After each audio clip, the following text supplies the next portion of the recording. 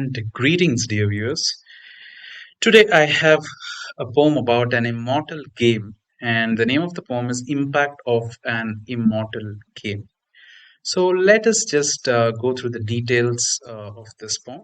First, this is a poem about the game that was played between Emmanuel Lasker and Pillsbury in the St. Petersburg tournament of 1895.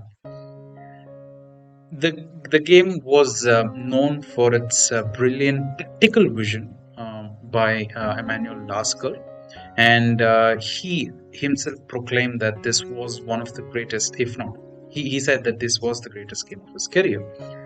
Now, whenever we are talking about the immortal games, of course, there is a player who has won it in a very convincing style, but what is the impact that it has on the other player? And no other immortal game has had a greater impact on the opponent than this, according to me, in the chess history. Because after this, Pillsbury, first of all, loses the next 5 games in succession in this tournament, which is the St. Petersburg tournament. Not only that, his health also takes a toll on this. Had he won this tournament, which he was in a good position, actually, this was in round 4, he had played quite well leading up to this tournament, up to this round. He could have had a chance to compete against Lasker for the world championship, but that was not supposed to happen. And I also want to let you know that Gary Kasparov, who is very careful when it comes to giving his opinions, especially positive opinions about chess games, because he's usually very critical, obviously because he knows a lot. Kasparov told that this game is something that even the modern grandmasters would be proud.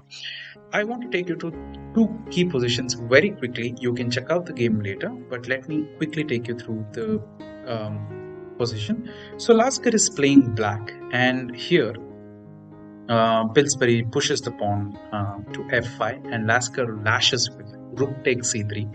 And the beauty is that the rook comes to a3 here, which is quite interesting. Then e into f7, rook into f7, and then Pillsbury accepts the sacrifice on a3.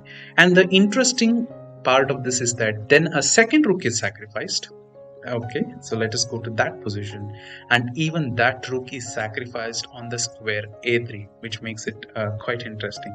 So this is the other next part of the game that Lasker plays with high quality precision. So he plays rook into a3. He gives a Pillsbury gives a check, but then Pillsbury accepts the rook on a3, and more or less everything is over because Lasker has seen everything. b5 check.